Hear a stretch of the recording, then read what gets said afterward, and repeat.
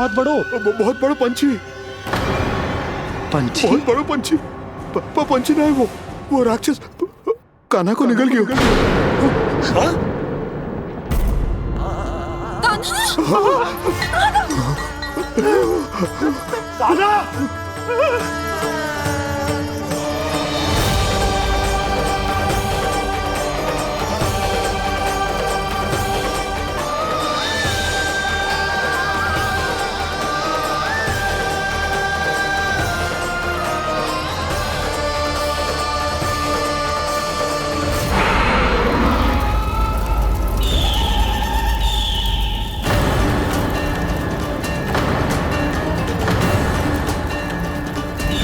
मेरे उदर की जठराग्नि भी तुम्हारी ज्वाला से अधिक तीव्र है अग्निदेव।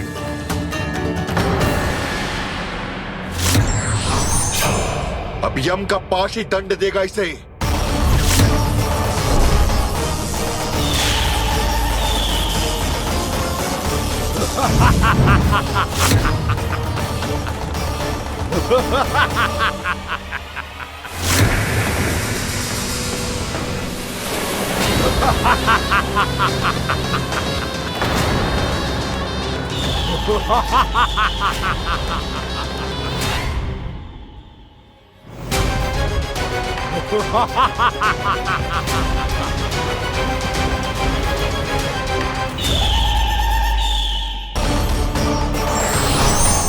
अब यम का पास ही दंड देगा इसे।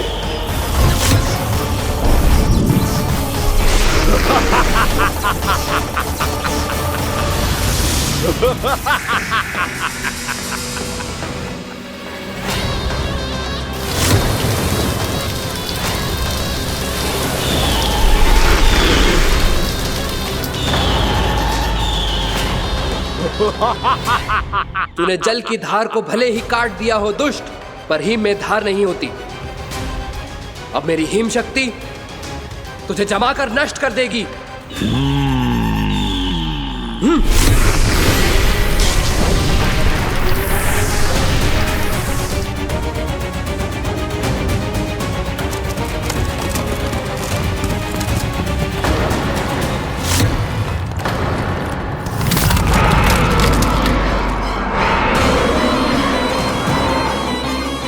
चंद्र, वरुण, यम, अग्नि, इंद्र, तुम में से कोई भी इस योग्य नहीं है कि मुझे पराजित कर पाए और इस विष्णु अवतार की रक्षा कर पाए।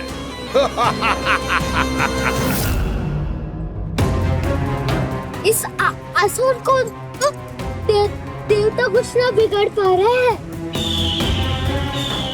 अब क्या होगा खाना का? बकासुर, मैं अपनी किरणों की ताप से तुझे छल्दी छल्दी कर दूंगा।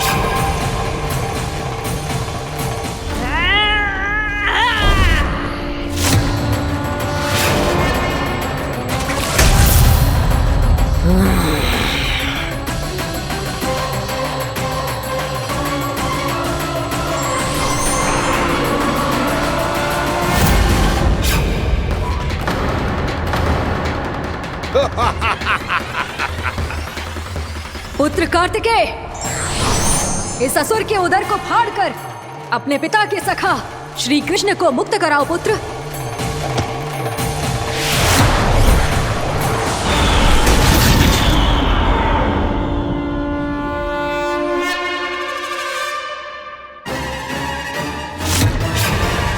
मैंने कहा था, तुम में से कोई भी मेरा बाल भी बांका नहीं कर पाएगा।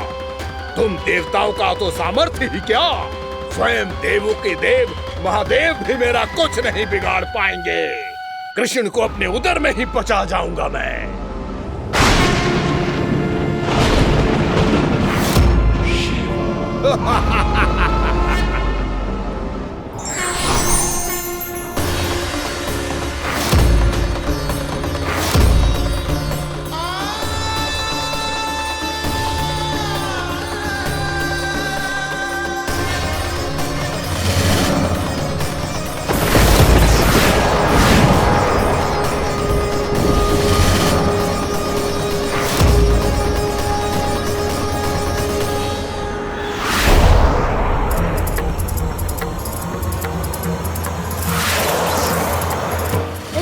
शिव शंकर का त्रिशूल है। एक ही बार में इस असुर का प्राण ले लेगा ये। हाँ, महादेव का त्रिशूल।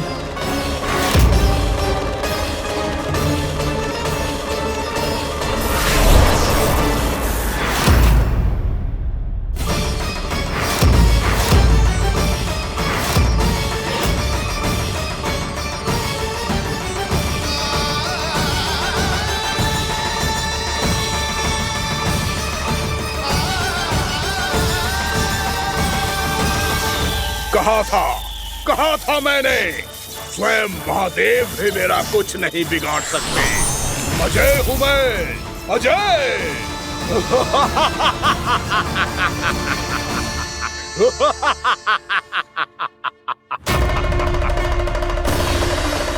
प्रभु, आपके त्रिशूल की महिमा तो अपरंपार है, तो फिर ये ठहर क्यों गया? आपने अपने त्रिशूल को वापस क्यों ले लिया महादेव? इस दुष्ट का संहार क्यों नहीं किया? क्योंकि इसकी मृत्यु मेरे हाथों नहीं, मेरे सखा नारायण के अवतार श्री कृष्ण के हाथों ही होगी, और यही विधि का विधान है। पर पिताजी, श्री कृष्ण तो इस असुर के उदर में फंसे हुए हैं, हम उन्हें मुक्त कैसे कराएंगे?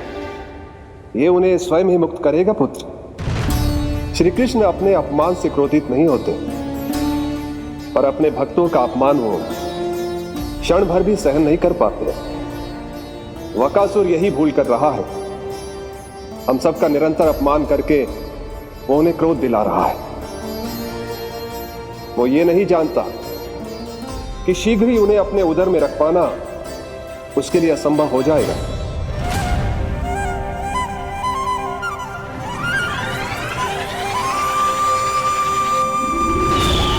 क्या हुआ महादेव, पराजित होकर भी मुस्कुरा रहे हैं?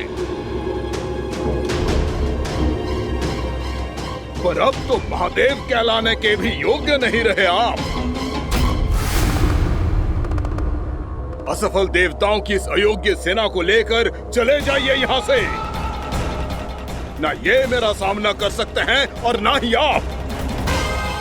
मेरी शक्ति के सामने आप अक्षम हैं महादेव।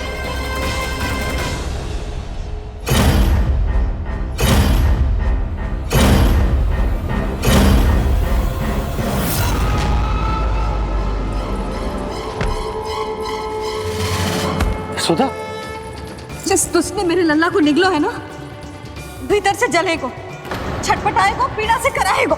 जिस दुष्ट ने मेरे लल्ला को निगलो है ना, भीतर से जलेगो, छटपटाएगो, पीड़ा से कराएगो। ये क्या हो रहा है मुझे?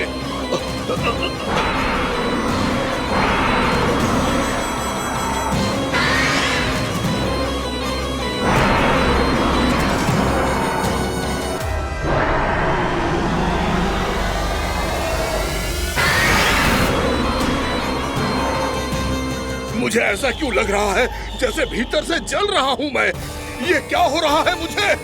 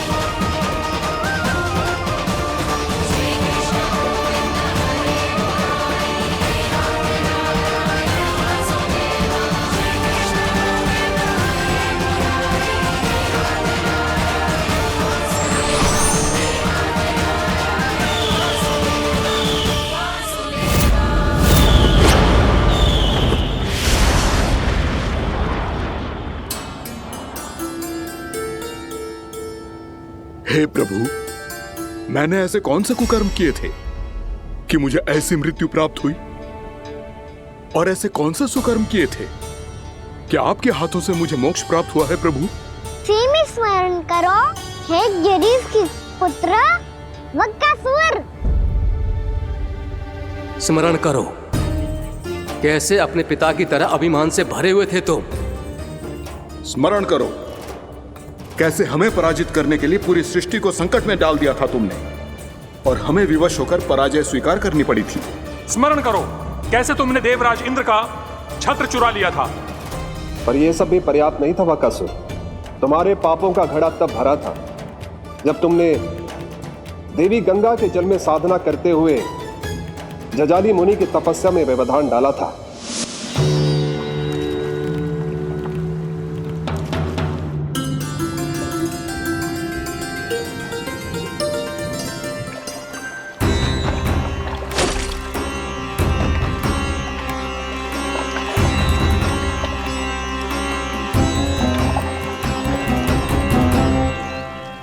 रुक क्यों गए चालक? नौका को आगे की ओर ले चलो। आगे बढ़ना उचित नहीं होगा महाराज। यहाँ से कुछ ही दूरी पर जालजली मुनि तपस्या कर रहे हैं। तो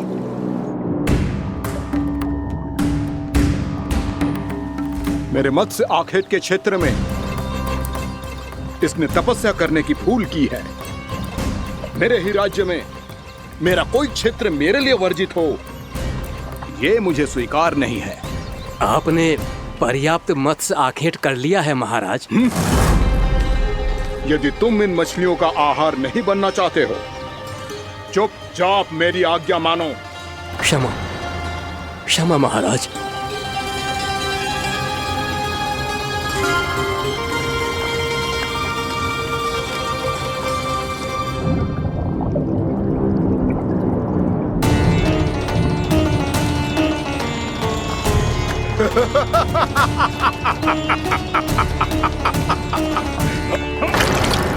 मुनिवर, रक्षा कीजिए, रक्षा कीजिए मुनिवर।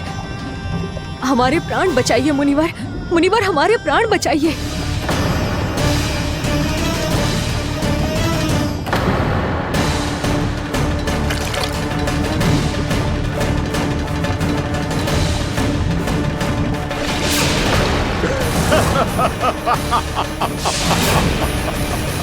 ठहर जाओ असुरराज,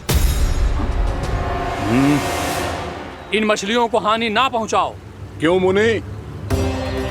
अब मछलियां पकड़ने के लिए मुझे तुमसे आज्ञा लेनी पड़ेगी। तुमने तपस्या करने से पहले किससे आज्ञा ली थी? मां गंगा से, इस जल में रहने वाली सभी मछलियों से। इस उपकार के बदले इन सभी मछलियों को रक्षा करने का वचन दिया था। इसीलिए असुरराज, मैं शांति से कह रहा हूं, इस स्थान को अशुद्ध ना करो। चुपचाप यहां से चले जाओ, नहीं तो इसका परिणाम अच्छा नहीं होगा।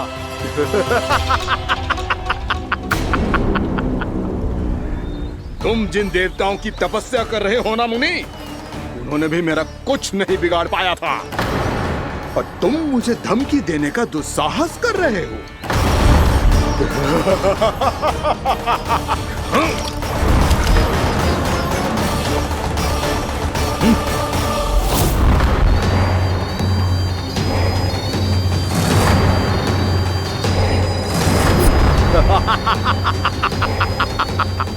मूर्ख, विचारों से तो तू राक्षस है ही, और स्वभाव से उस बगुले की तरह है जो भूख ना होने पर भी उन निर्दोष मछलियों को आहार बनाता रहता है। इसलिए अभी इसी क्षण से तू बगुला का जीवन जिएगा। ये मेरा श्राप है, ये मेरा श्राप है।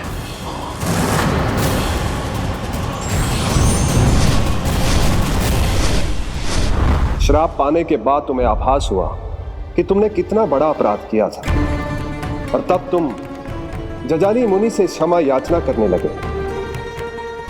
तुम्हारे अपराध बोध को जानकर मुनि श्रेष्ठ शांत हुए और उन्होंने तुम्हें वरदान दिया। श्राप से मुक्ति का एक ही मार्ग होता है असुर, पश्चाताप।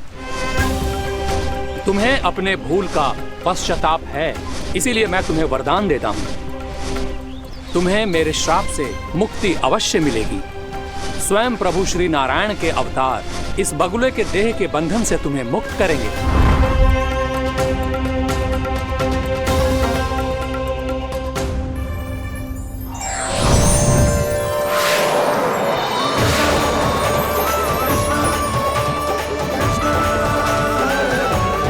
प्रणाम स्वीकार करें प्रभु।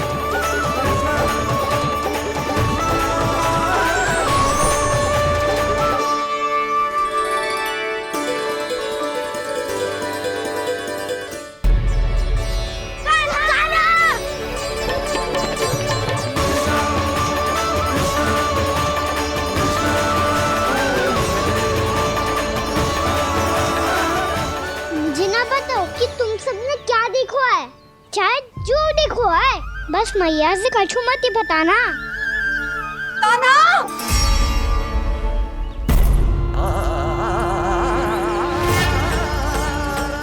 कान्हा!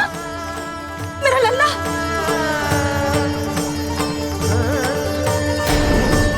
भानु बता रहा था तुझे कोई असुर पंछी निकल गया था। हाँ?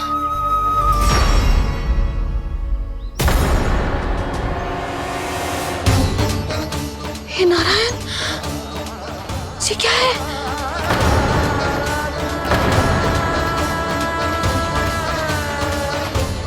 ये सब कैसे हुआ लल्ला? हाँ? कोई बताएगा मुझे ये क्या है?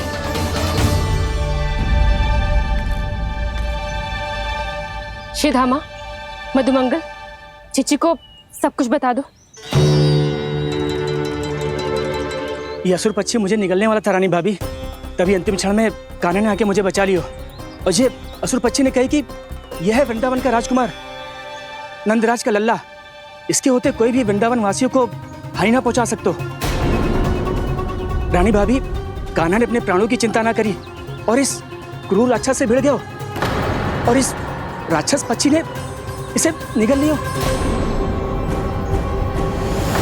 इतना पर्याप्त है भोला काका, सब कुछ बताने की आवश्यकता नहीं है। ये सब देख के सारी बालक मंडली इतनी व्याकुल हो गई कि सबने अपने प्राण अर्पित कर दिए और इस असुर पक्षी से कहे कि हमें खा लो और हमारे सखा को छोड़ दो। इन बालकों का पराक्रम देख के सभी देवतागण यहाँ आ गए और उनके हृदय भी पिघल गए और उन्होंने इस राक्षस पक्षी से युद्ध करके इसे मार गिराया। देवताओं के राजा इंद्र के वज्र का प्रहार तो मैंने अपनी आंखों से देखा है ताई जी। और फिर उसके बाद अग्निदेव ने अग्निवस्त्र का प्रहार किया।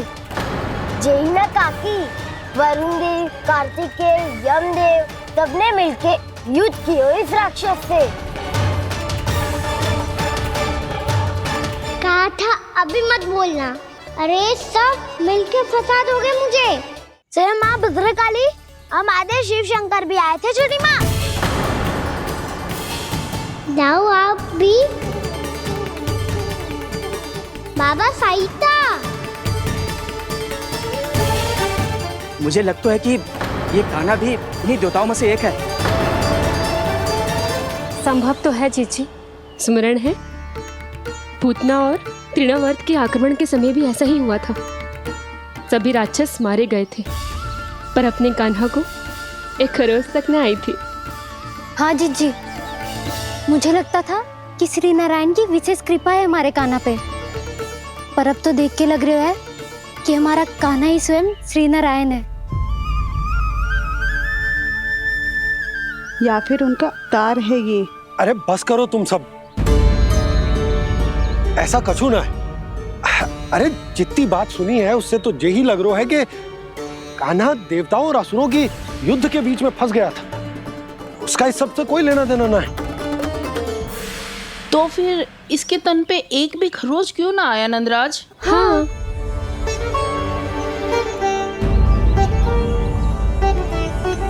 है काकी, खरच तो है।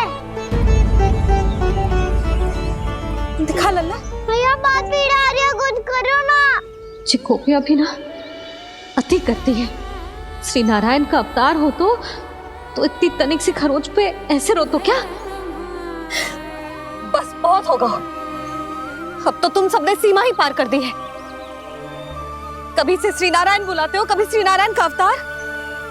तनिक कछु हो ना जाता है कि तुम सब कहानियां बुनने लगती हो। जे बस साधारण सा बालक है, मेरा लल्ला है जे, इसे भगवान मती बनाओ।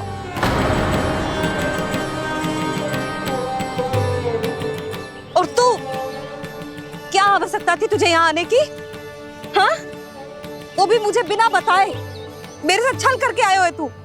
अब तू घर चल, ऐसा दंड दूंगी ना कि मैया बहुत पीड़ा हो रही है। मैया बहुत पीड़ा हो रही है मैया। हाँ नन्ना, तू घर चल, मैं तुझे औषधि लगा दूंगी। हल्दी का लेप लगाऊंगी ना, झट से ठीक हो जाएगा। चल चल।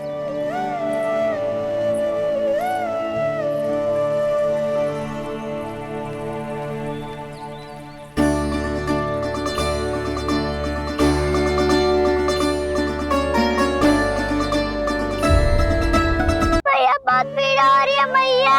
हाँ नन्ना, तू घर चल, मैं तुझे औषधि लगा दूंगी। हल्दी का लेप लगाऊंगी ना, झट से ठीक हो जाएगा। चल चल।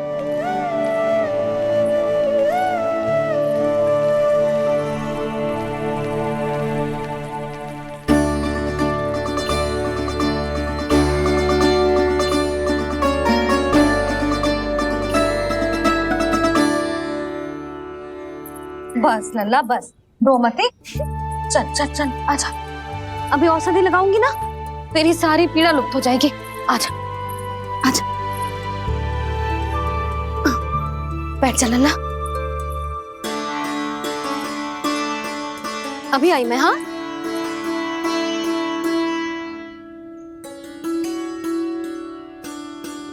मैया। अरे तो अभी तक रो रो है? क्या कह रही थी सारी गोपियां? बता। के मेरा लल्ला श्री नारायण का अवतार है, दिव्य है, भगवान है। और जो भगवान इतनी छोटी सी चोट पे रोते हैं क्या? इतनी तो लगी भी ना है तुझे, जितना तो तू आ ऊ कर रो है।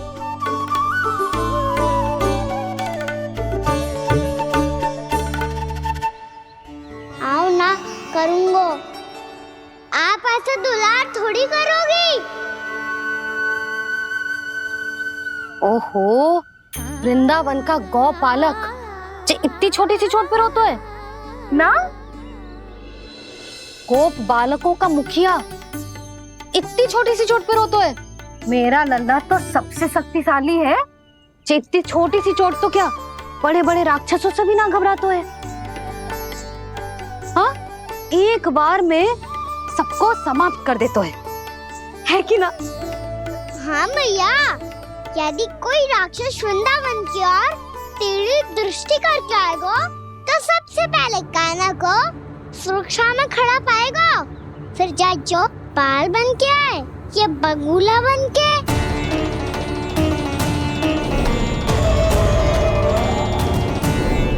ना लल्ला, सोचो भी मती। वृंदावन की सुरक्षा करना तेरा दायित्व ना है। तुझे और कोई संकट का सामना करने की आवश्यकता ना है। अभी तो मेरी पीड़िता का हरण कर रही थी, अचानक से क्या हो गया मैया को? कोई आवश्यकता ना है तुझे ऐसे संकटों का सामना करने की। आने दे आज तेरे बाबा को, सीधा सीधा बोल दूंगी। बहुत हो गए उनके तर्क वितर्क। मेरा फूल सा लल्ला वन में अकेले गौचारण के लिए ना जाएगो। आज बगुले ने निकल लियो, कल कछु और हो जाए तो? नारायण ना करे, कहीं कछु ऊंच नीच तुझे कछु हो जाए तो? मैं तो जीते जी मर जाऊंगी।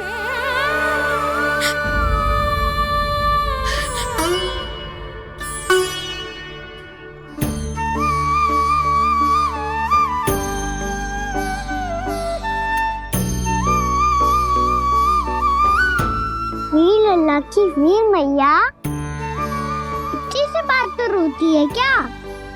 क्या करूं कान्हा, तुझे ऐसे बार बार संकट के मुंह में जाते हुए ना देख सकती मैं। तो फिर मैया मैं वचन देता हूँ, आज के बाद मैं गौचारण के लिए तभी जाऊंगा जब आप आज्ञा दोगी। पक्का छल ना करेगा ना मेरे साथ? मैंने कब छल करो मैया? अच्छा ठीक है, ना करूँ छल। यदि आपसे पूछे बिना बाहर निकलो तो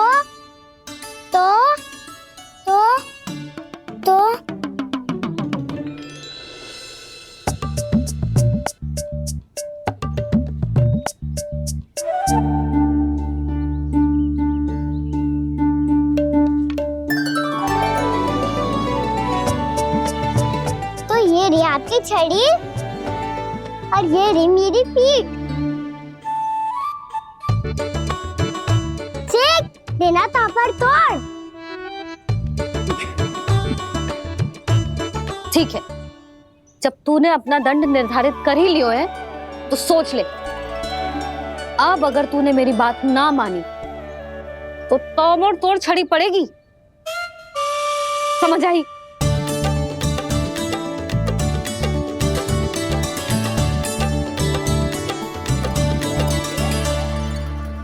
अच्छा ही है कि कान्हा कुछ दिन घर ही रहे। आज वन में जो हुआ है अवश्य कंस ने ही करवाए हुए वो सब।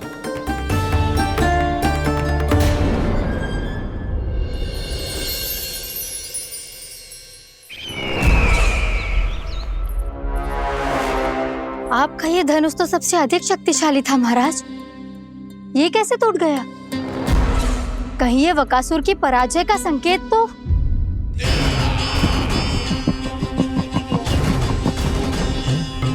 प्राप्ति, लगता है तुम्हें शुभ समाचार मिला नहीं। उस बकासुर ने उस विष्णु अवतार को जीवित ही निगल लिया है। अरे अब तक तो उस नन्हे से बालक को पचा भी चुका होगा वो। उसके तन में रक्त बनकर वो विष्णु अवतार और उसकी शक्तियां दौड़ रही होंगी। क्षमा कीजिए महाराज। क्षमा कीजिए, इस अशुभ से मुख से शुभ समाचार आने दो। माथे के बल को ढीला करो, चेहरे पर मुस्कान लाओ और कहो, महाराज, वृंदावन में मातम फैल चुका है। मैं ऐसा ही करता महाराज, यदि सूचना सत्य होती तो।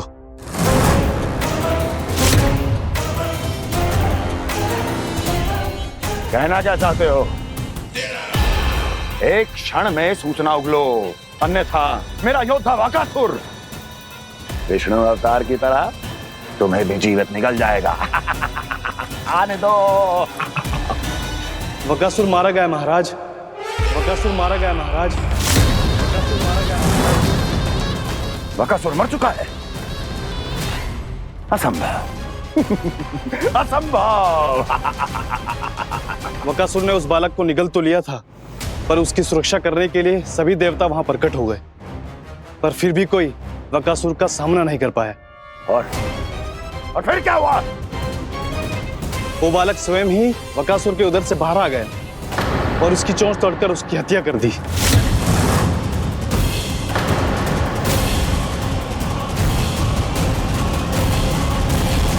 वन में बकासुर की चोंच टूट गई और यहाँ आपका ये धनुष।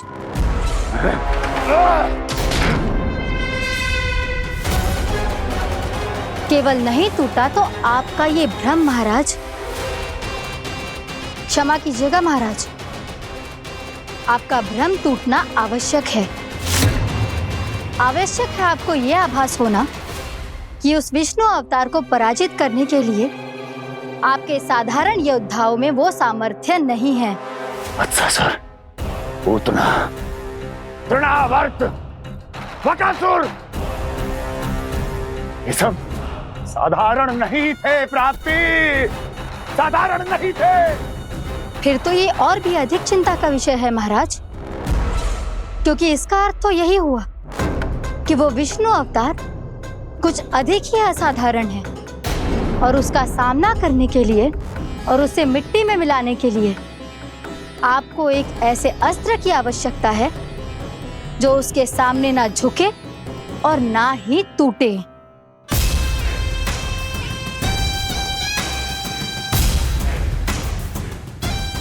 तो फिर मैं ऐसा ही अस्त्र ढूंढूंगा, चाहे आकाश पाताल एक क्यों ना करना पड़े मुझे, 10 दिशाएं 14 भुवन क्यों ना नापने पड़े मुझे।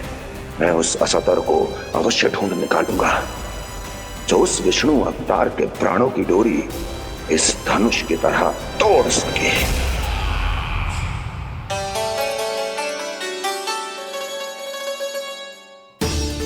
थैंक्स पापा, मैंने मैया को वचन दिया है कि जब तक नहीं चाहेंगी मैं वन नहीं जाऊंगा। इसलिए आप मुझे मारने के लिए कोई शक्तिशाली असुर ढूंढने में व्यस्त रहो। कुछ दिन तब तक मैं व्यस्त रहूंगा अपनी मैया की सेवा करने में।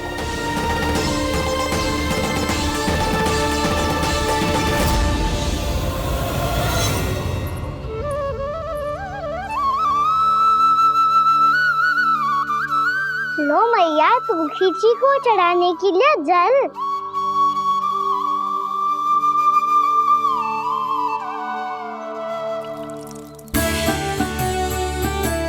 लो मैया, और आटा।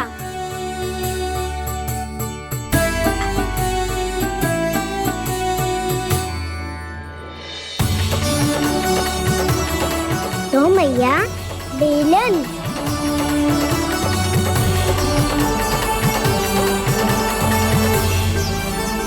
ले, तनिक खा ले। ओ मैया, भूख ना लगी है। बिना भूख के खाने से क्या लाभ? और तेरा जब पेट तो कह रहा है कि उसे भोजन चाहिए, और लाभ कैसे ना है लल्ला? भोजन का लाभ है ना, तन को पोषण मिलेगो, स्वास्थ्य बनेगो, जे तेरी भुजाओं में शक्ति आ जाएगी ताऊ के जैसी, ताऊ से भी अधिक। तेरे जे केस भी लंबे हो जाएंगे। सच्ची मैया? सच्ची। माप के देख लियो नित्य दिन। तनिक खा।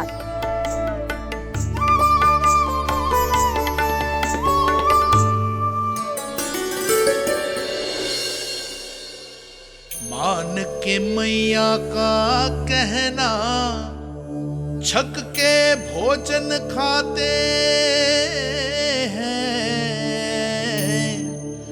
नित्य मापते भुजा केश, पर ज्यों का त्यों ही पाते हैं।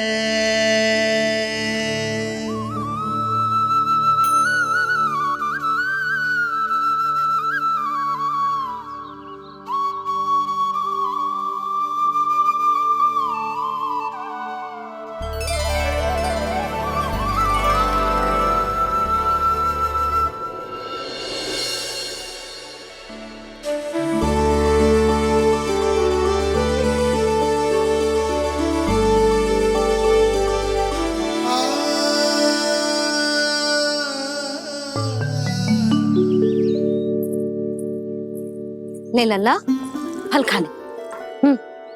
ना, मुझे ना खाने फल वल। क्यों? लंबे केस और शक्तिशाली भुजाएं ना चाहिए? व्यर्थ है ये सब। पिछले 10 दिनों से देख रहा हूँ, ना केस लंबे हुए हैं, ना भुजाएं शक्तिशाली बनी है। 10 दिन में का चुनाव होने वाला। 10 सप्ताह ऐसे खाएगो ना, तब जाके कुछ बदलाव दिखेगो। समझ आई? चल अब खा ले। वैसे भी मुझे बहुत सारी तैयारियां करनी है आज।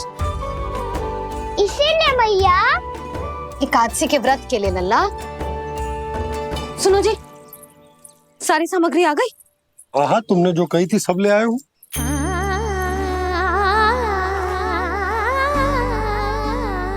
इसमें नारियल तो है ही ना, उसके बिना मैं एकादशी की पूजा कैसे करूंगी? यशोदा, मैंने भोला से कह दिया, वो लेकर आते ही होगा, घबराओ मत। कैसे ना घबराओ जी, आपको पता है ना एकादशी का व्रत मेरे लिए कितना महत्वपूर्ण है। पता है। अरे इसमें तो दिए भी ना है। दिए ना है? अब मैं अभी लेकर आता हूँ। आप रहने दो, मैं ही लेके आती हूँ। भाग भोला, राम के यहाँ से है। भक्त भोला राम? मेरा अर्थ है कुमार खुला यहाँ के यहाँ से। हाँ हाँ वो ही।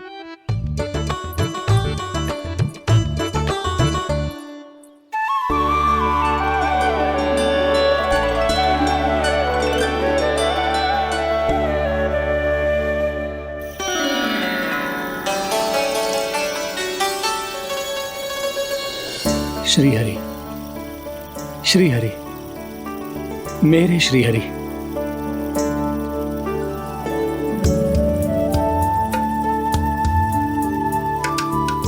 मेरे श्री हरि। भोला राम, मेरी मटकी तैयार है। मेरे श्री हरि। मेरे श्री हरि।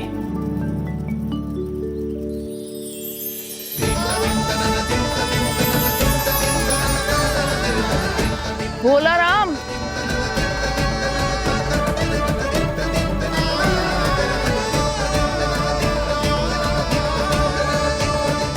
भोला काका, ओ भोला काका।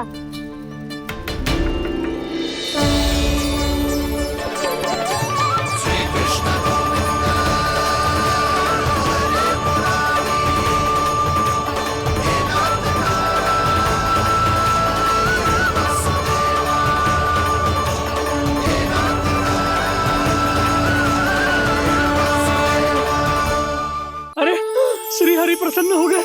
मेरे श्री हरि आ गए, मेरे भगवान आ गए। मेरे श्री हरि आ गए, मेरे भगवान आ गए। मेरे श्री हरि आ गए, मेरे भगवान आ गए। मेरे श्री हरि आ गए, मेरे भगवान आ गए। मेरे भगवान आ गए, मेरे घर मेरे भगवान आ गए।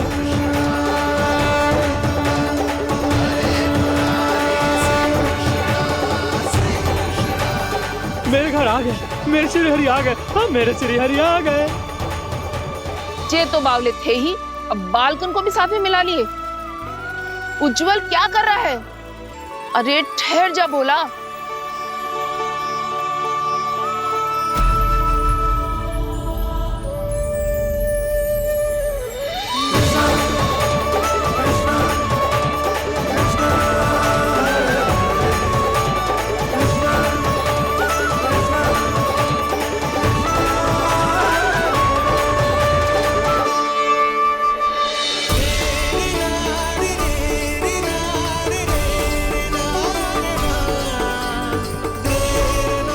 प्रेम से बुलाओ, आएंगे हरि भी।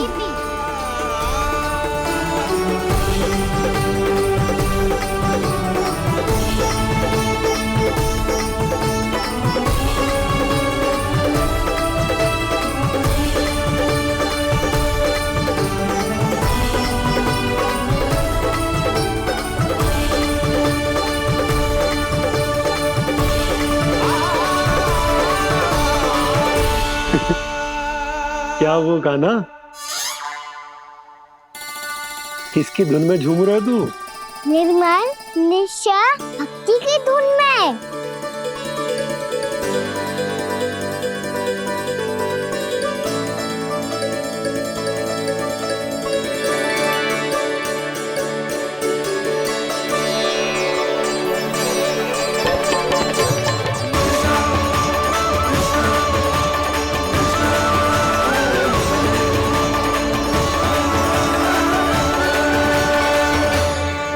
अरे क्या हो गया इन्हें? बावले हो गए हैं क्या? ठहरो, कोई आवश्यकता ना है ऐसे बावलों की तरह नाचने की।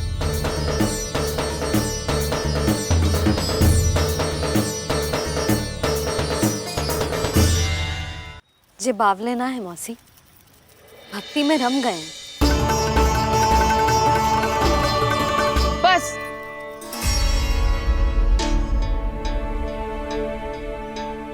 हम सब कब से खड़े हैं यहाँ, पर तुम्हें कुछ ध्यान ही रहा है।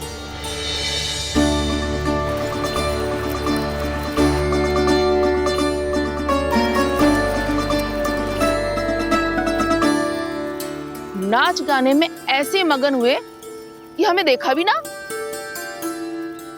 मुझे नाचते हुए देख मेरे श्री हरि को इतना आनंद आ रहा था कि मैं अपने आप को रोक नहीं सका।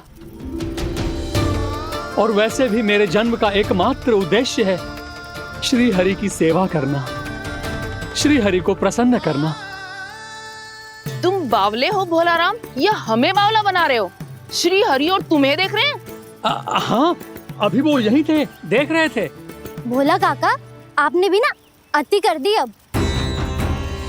हमें भी बताओ तनी, कहाँ थे श्री हरि?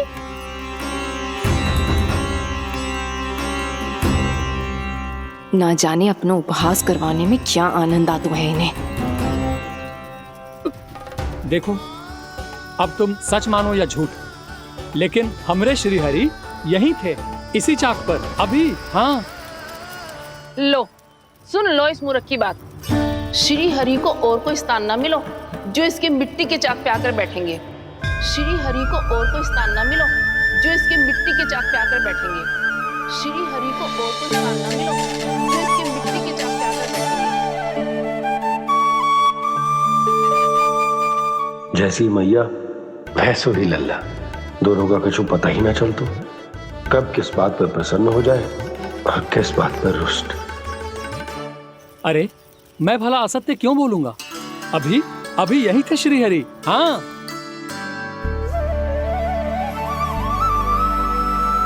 हाँ, जैसे श्री हरि को तो कोई कार्य है ही ना, वो तो आतुर होके बैठे रहते हैं कब तुम हरि हरि बुलाओ और वो दौड़े चले आए। भगवान तो भक्तों के पास आने के लिए सदैव आतुर रहते हैं, बल्कि सत्य तो यह है कि भक्तों के मन में ही निवास करते हैं भगवान।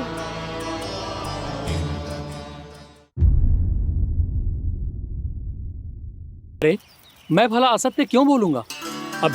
अभी यही थे श्री हरि। हाँ,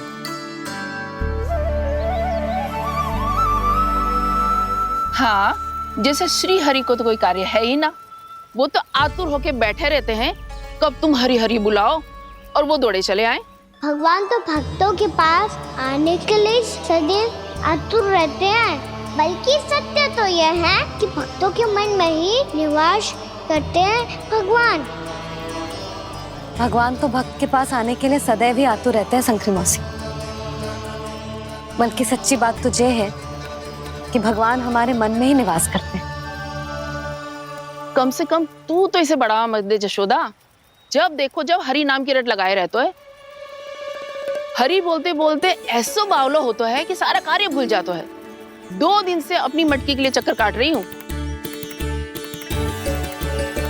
अभी तो एक चक्कर और लगाना होगा आपको। आपकी मटकी तैयार हो गई है, अभी लाता हूँ।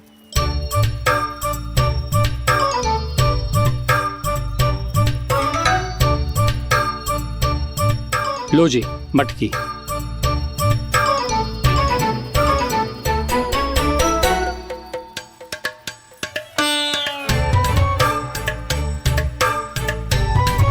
इस कच्चे मटके का क्या करूं मैं?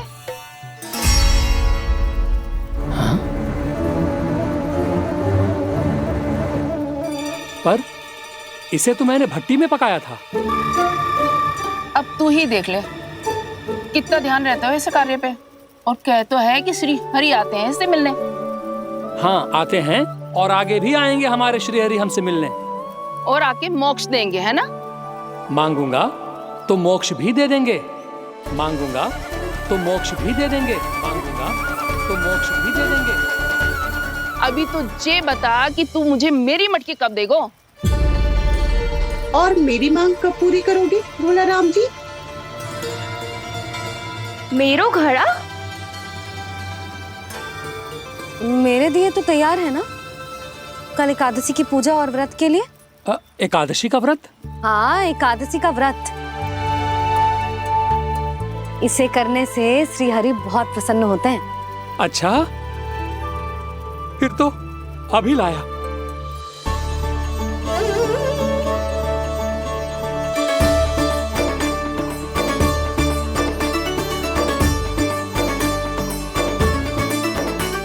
लो जी आपके दिए।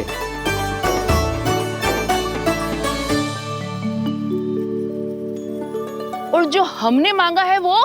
बाकी सब शेष द्वादशी के दिन मिलेगा, क्योंकि कल मैं भी एकादशी का व्रत रखूंगा, क्योंकि कल मैं भी एकादशी का व्रत रखूंगा, क्योंकि कल मैं भी एकादशी का व्रत रखूंगा।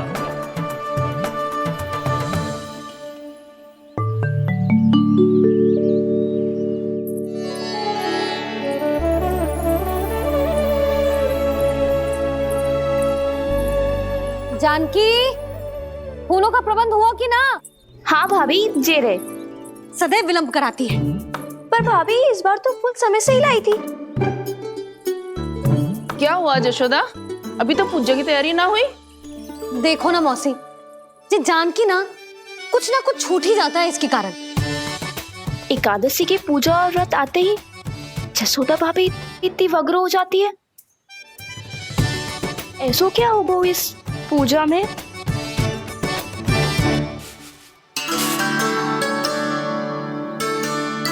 ये थाली में रोली चंदन रखने से, दिया जलाने से के होगो? आपको पता भी है एकादशी का व्रत क्यों रखते हैं? क्या महत्व है इसका? लो, जे तो मैं जसोमती रानी से पूछना भूल ही गया। पर हाँ भगवान, मेरे लिए इतना ही पर्याप्त है कि इस व्रत को रखने से मेरे श्रीहरि हमसे प्रसन्न हो जाएंगे।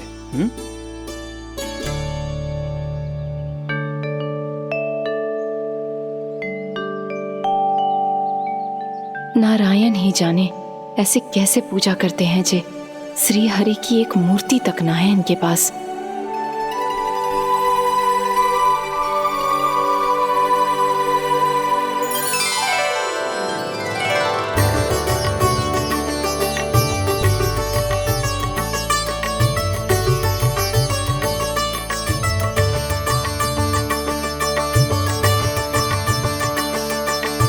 प्रभु, न तो मेरे पास मूर्ति है और ना तो इस व्रत के विधि विधान के बारे में मुझे जानकारी है, और ना ही मुझे इसके महत्व के बारे में जानकारी है, पर फिर भी मैं करना चाहता हूं।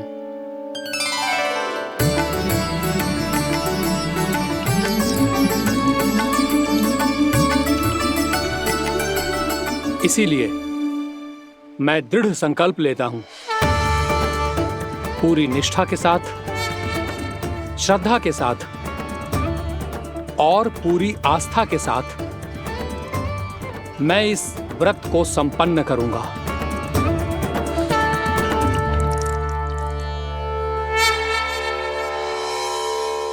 हम संकल्प लेते हैं कि एकादशी के व्रत को पूरी निष्ठा के साथ संपन्न करेंगे।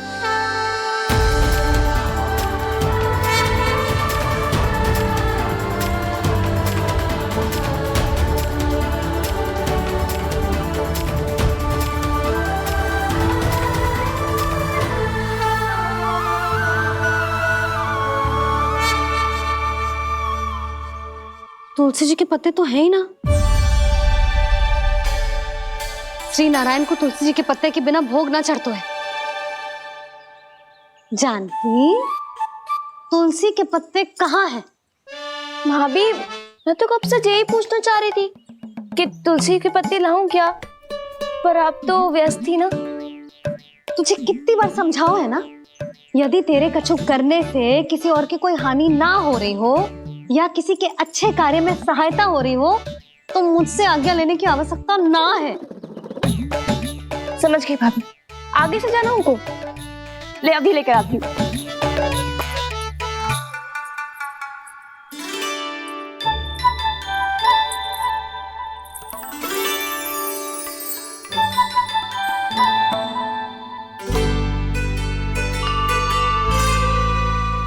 ताऊ, आपने पहले ये व्रत करो है? आपको इसका महत्व पता है? भाभी चल। जानकी, तुमने ये व्रत करो है? फिर तुमको इसका महत्व पता है?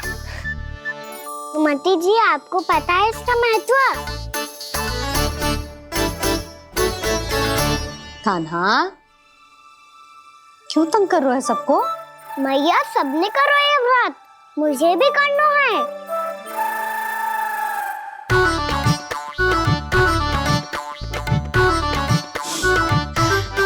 ये व्रत केवल बड़ों के लिए होती है लल्ला।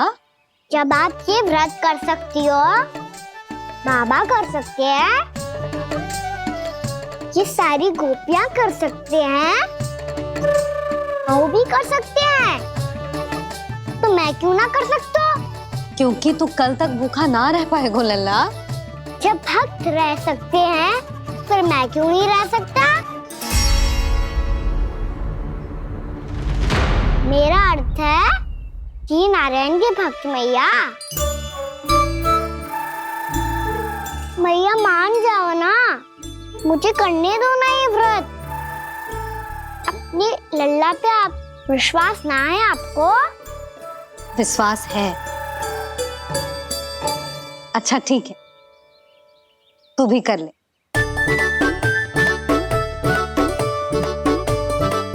पर मैया व्रत की कथा तो सुनाओ, मैं तो अबध हूँ ना, मुझे कैसा पता चलेगा कि ये व्रत करते क्यों हैं?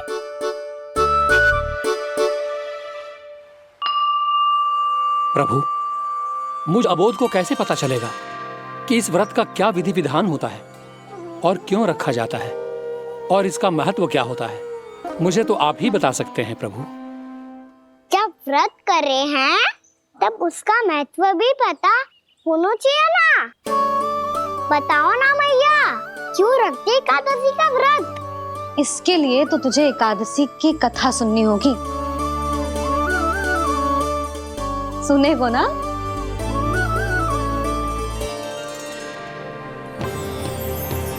वसुदेव सुतं देवं कंसचाणूरमर्दनम् श्रीहरि, यशोदा परमानंदम्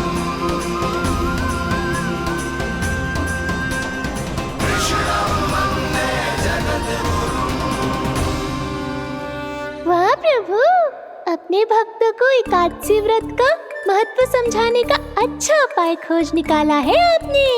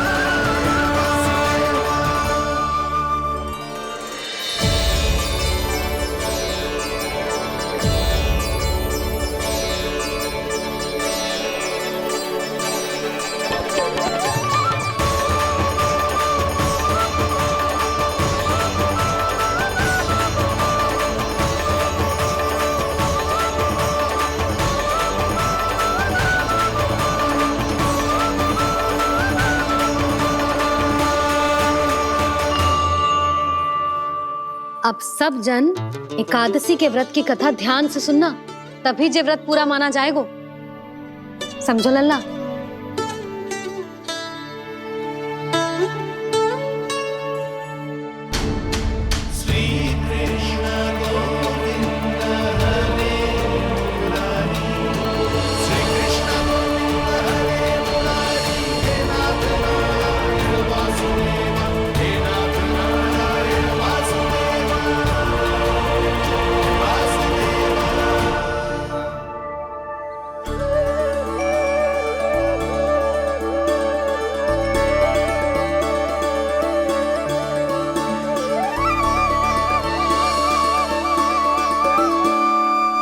सतयुग में चंद्रावती नाम के नगर में मूरा नाम का एक असुर राज्य करता था।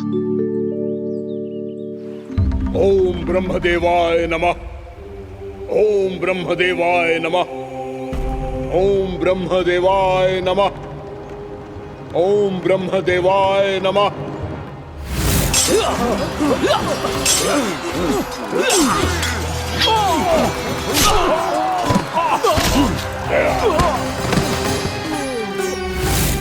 ओम ब्रह्मदेवाय नमः। ओम ब्रह्मदेवाय नमः। जब उसने देवताओं के हाथों असुरों की पराजय देखी, तब वो वरदान पाने के उद्देश्य से ब्रह्मा जी की तपस्या करने चला गो।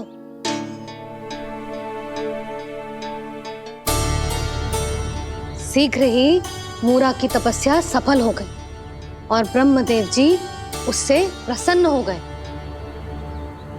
ओम ब्रह्मदेवाय नमः। ओम ब्रह्मदेवाय नमः। ओम ब्रह्मदेवाय नमः।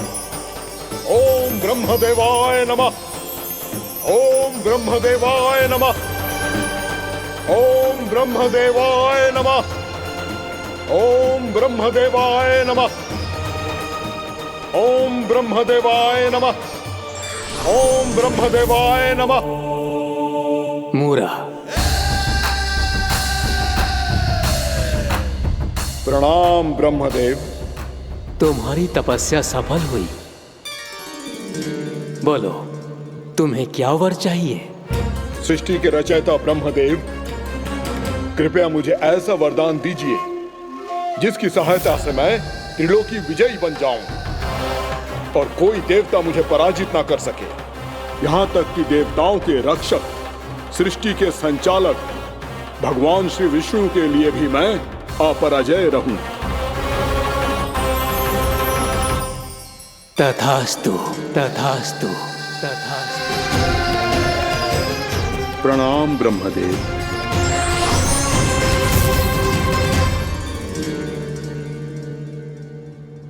ऐसा वरदान पाकर मूरा बहुत अभिमानी होगा।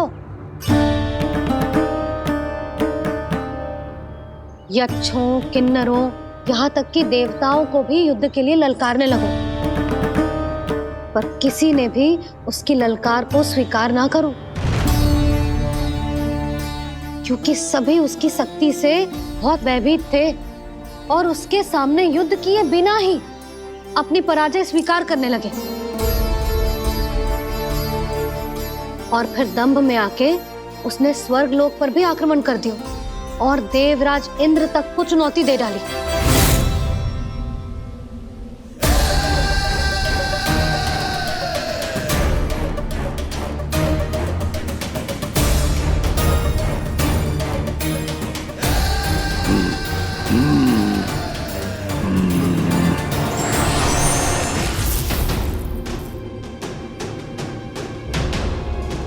मैं प्रतीक्षा कर रहा हूं देवराज। क्या उत्तर है तुम्हारा? मुझसे युद्ध करोगे या फिर बिना लड़े ही पराजय स्वीकार कर मेरे अधीन हो जाओगे और सौंप दोगे मुझे अपना ये स्वर्गलोक? सारी शक्ति तुम्हारे मुख में है या कुछ बाहुबल भी है तुम्हारे पास? मैं तुम्हारी चुनौती स्वीकार करता हूं मूरा। मैं तुम्हारी चुनौती स्वीकार करता हूं मूरा।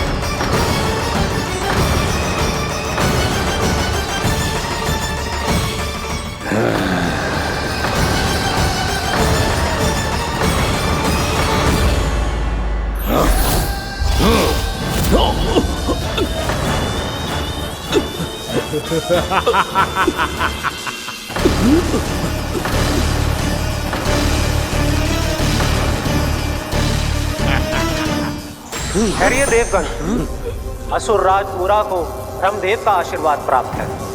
आप में से कोई भी इन्हें पराजित नहीं कर पाएगा।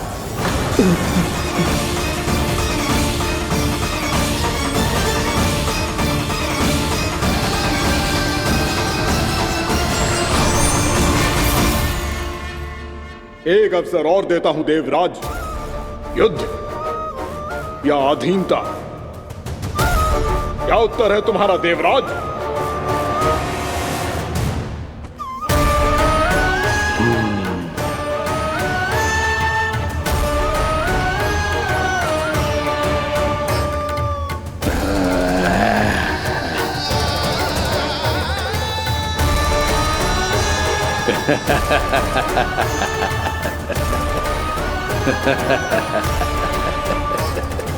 इंद्र और सभी देवताओं ने मूरा के आतंक में आके उससे भयभीत होके अपना सिंहासन छोड़ दियो। अब मूरा स्वर्ग का अधिपति बन गयो और शीघ्र ही उसने अन्य सभी असुरों को स्वर्ग में निवास करने के लिए आमंत्रित कर दिया। और इस प्रकार से वो धीरे धीरे तीनों लोकों का सम्राट बन गया। उसे किसी ने रोका नहीं मैया? ना लल्ला, इतना साहस किसी में था ही ना। और फिर ये निश्चित करने के लिए कि भविष्य में किसी और असुर की मृत्यु ना हो, वो यमराज पे भी विजय प्राप्त करने के लिए यमलोक की ओर प्रस्थान कर दियो। वो तो अपने आप को और सभी असुरों को अमर बनाना चाहता था। पर देवता और यमराज भी उसकी ये योजना समझ गए थे। इसीलिए उसके आने से पहले ही सारे देवताओं ने श्री नारायण से सहायता के लिए गुहार लगाई। अब केवल आप ही कुछ कर सकते हैं प्रभु। अभी तो मूरा केवल त्रिलोक का स्वामी है, और यदि उसने यमलोक भी जीत लिया तो वो जीवन को ही नियंत्रित नहीं करेगा प्रभु, वो मृत्यु का भी स्वामी हो जाएगा।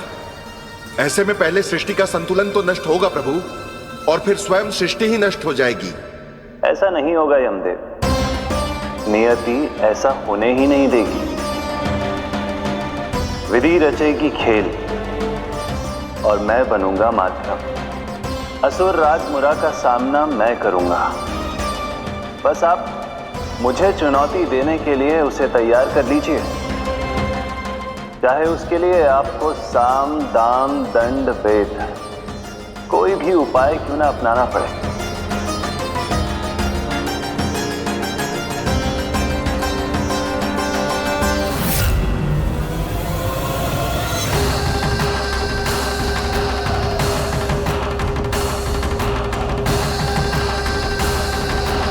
आप तो मेरी प्रतीक्षा में पहले से ही खड़े हैं यमदेव। तब तो आपने मेरी चुनौती के बारे में भी सुना ही होगा। कहिए, क्या उत्तर है आपका? मेरा स्वागत करके अपना राज्य त्यागेंगे या मेरा सामना करके अपने प्राण? असुर राज मुरा का सामना मैं करूंगा। बस आप मुझे चुनौती देने के लिए उसे तैयार कर लीजिए, चाहे उसके लिए आपको साम दाम दंड भेद कोई भी उपाय क्यों ना अपनाना पड़े।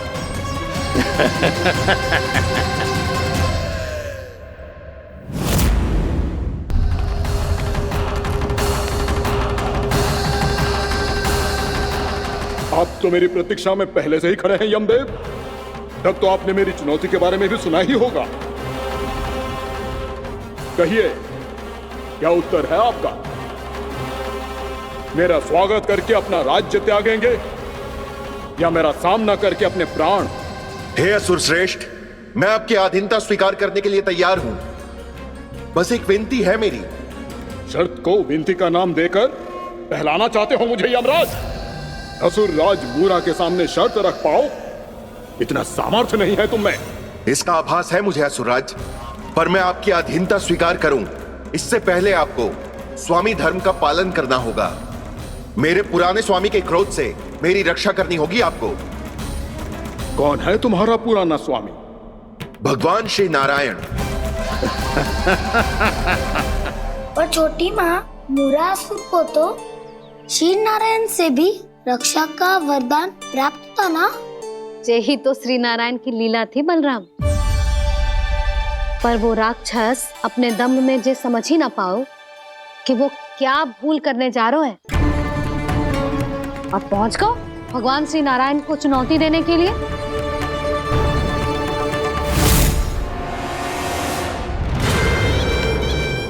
वहीं ठहर जाओ असुर राज मुरा।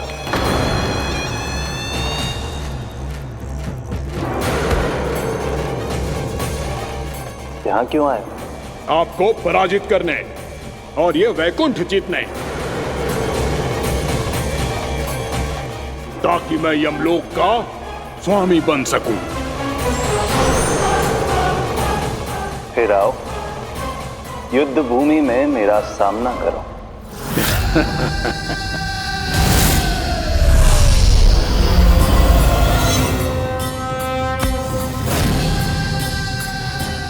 ये नहीं जानते कि इनसे ना हारने का वरदान तो मैं पहले ही प्राप्त कर चुका हूँ।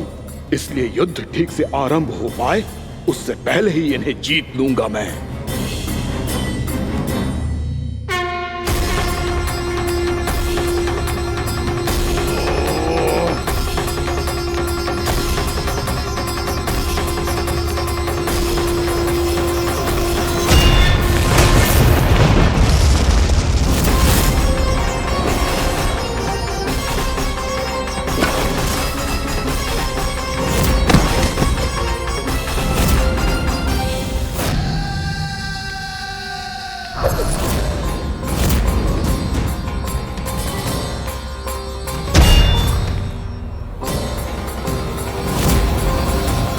और इस प्रकार जे युद्ध वर्षों वर्षों तक चलता रहो।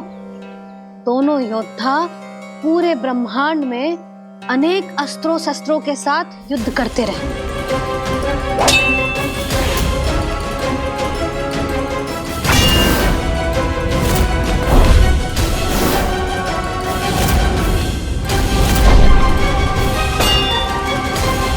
फिर क्या हुआ मैया?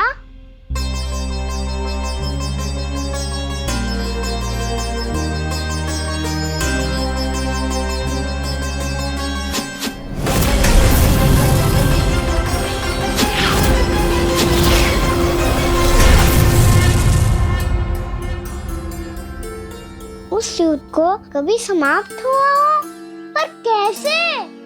शीघ्र ही वो राक्षस थक गौ लल्ला।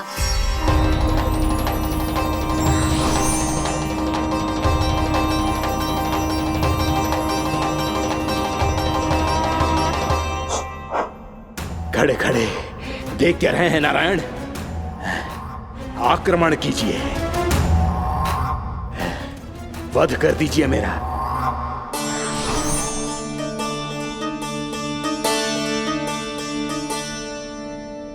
मैं तुम्हारी वीरता से प्रभावित हूं,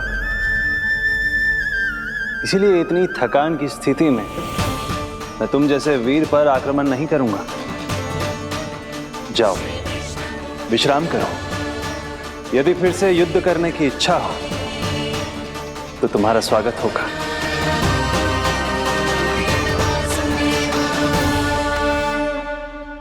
जे कह के श्री नारायण बद्रिका आश्रम चले गए और वहां हिमवत नाम की एक कंदरा में ध्यान लगा के बैठ गए। उधर वो राक्षस विश्राम करने लगो। अनेकों दिन बीत गए और अब वो राक्षस मूरा फिर से स्वस्थ होके बलवान हो गया था। उसने अपनी सारी शक्ति फिर से प्राप्त कर ली थी।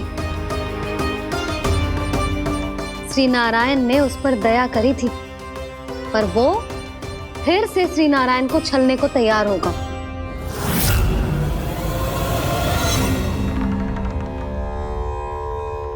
ध्यान में बैठे बैठे श्री नारायण योग निद्रा में चले गए, पर दुष्ट मूरा इसी अवसर का लाभ उठा के उनकी कंदरा में घुस आयो ताकि वो सोते हुए श्री नारायण पे आक्रमण कर सके।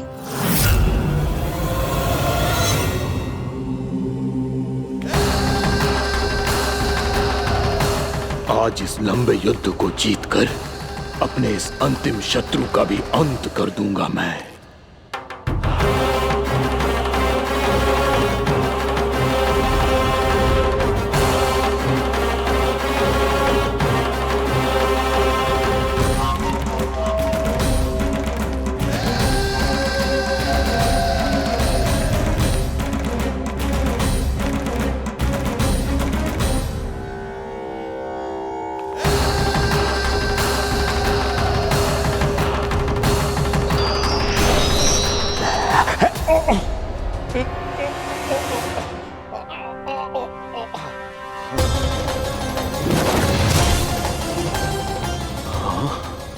दुष्ट राक्षस, प्रभु ने तुझ पर दया की, तुझे संभलने का अवसर दिया। तू इन्हीं पर ही छल से वार करने चला है।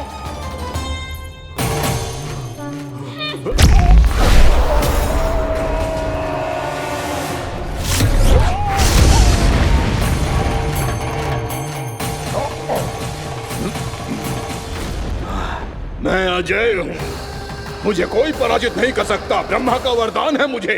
तूने नारायण से अपराजय होने का वरदान मांगा था मूर्ख, उनकी शक्ति से नहीं। ध्यान से देख, मैं तेरी मृत्यु हूँ, मृत्यु।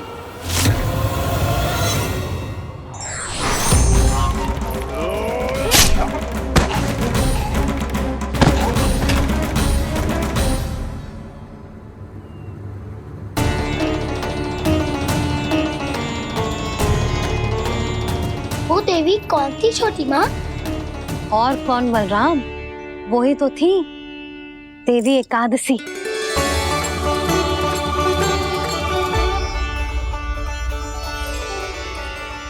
मुझे क्षमा कीजिए प्रभु, आपकी आज्ञा के बिना ही युद्ध करके आपके शत्रु को मृत्यु के घाट उतार दिया।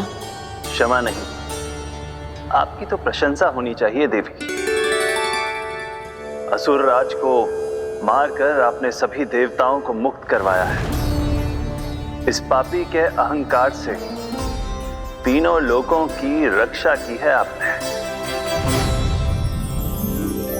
आप एकादशी की तिथि पर मेरी एकादश इंद्रियों से उत्पन्न हुई हैं। इसीलिए मेरे सभी भक्त आपको उत्पन्न एकादशी के नाम से जानेंगे। सभी तिथियों में आपका स्थान सर्वश्रेष्ठ होगा। जिस तरह आपने राक्षस के आक्रमण से मेरी रक्षा की है, उसी प्रकार एकादशी के दिन व्रत करके जो भी भक्त आपकी कथा सुनेगा, मैं स्वयं उसकी रक्षा करूंगा।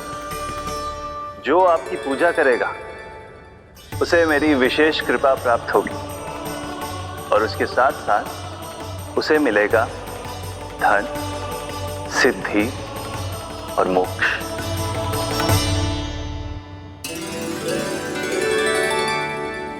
इसीलिए आज के दिन व्रत रखने का बहुत अधिक महत्व होता है।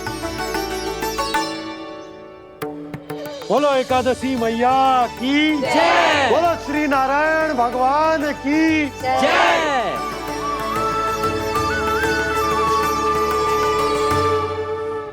प्रभु की कृपा से एकादशी का महत्व भी पता चल गो और मेरा व्रत भी सफल हो गो। अभी नहीं भूला राम, एकादशी का व्रत पूरी तरह तभी सफल होता है जब द्वादशी के दिन उसे पूरा किया जाता है।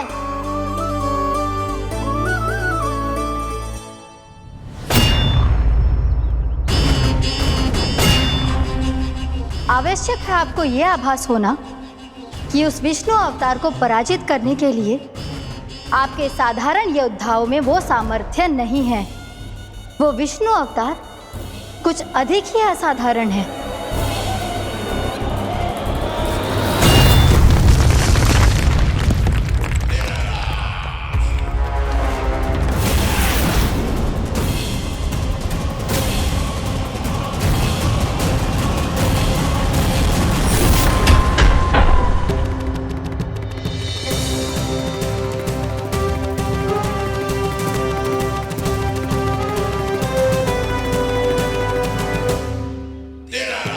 अब मैं दिखाऊंगा उस विष्णु अवतार को असाधारण शत्रु क्या होता है।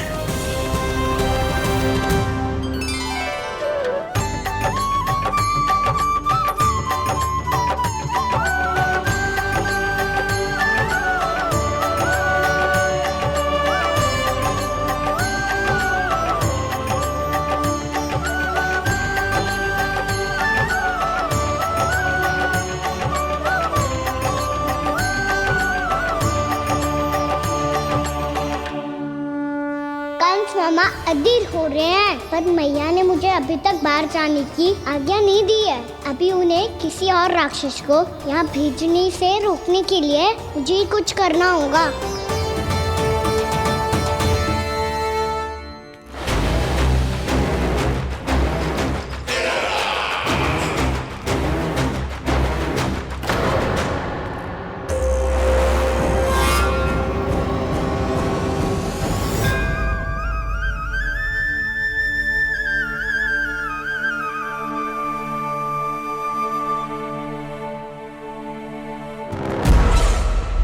कौन हो तुम? बचपन से ही मुझे मारने का सपना देख रहे हैं, फिर मुझे ही नहीं पहचानते।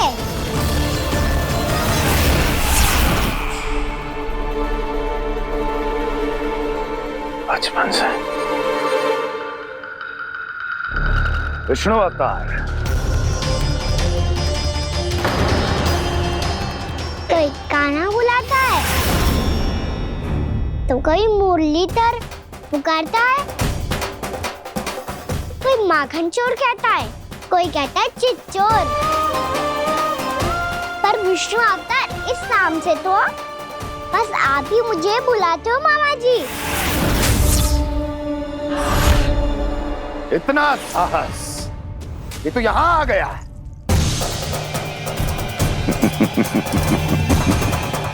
यहाँ आ तो गया तू विष्णु अवतार, किंतु यहाँ से जीवित नहीं जाएगा। तेरे इस शीश को तेरे धड़ से अलग कर दूंगा मैं।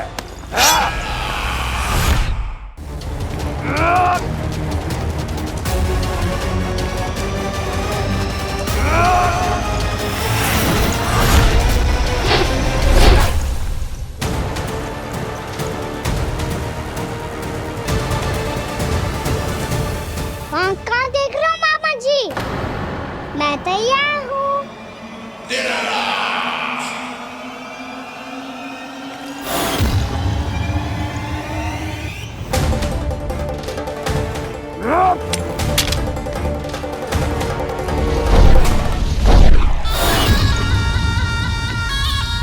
मामा जी, आप सदैव इसी तरह क्रोध में रहते हो क्या?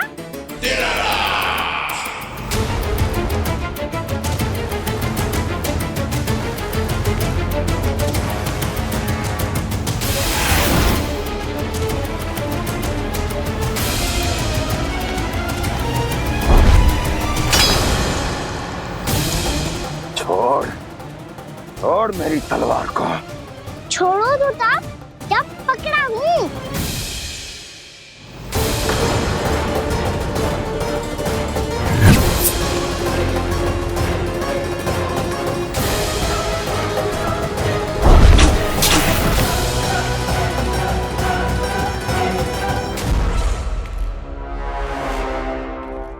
मामा जी,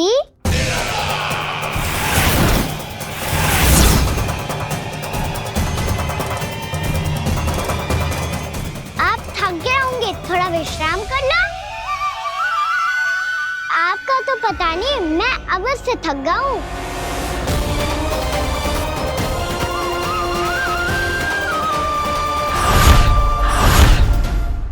मेरे सिंहासन पर बैठने का तो साहस। अभी तो बस अभ्यास कर रहा था मामा जी, भविष्य में मुझे तो बैठना है यहाँ।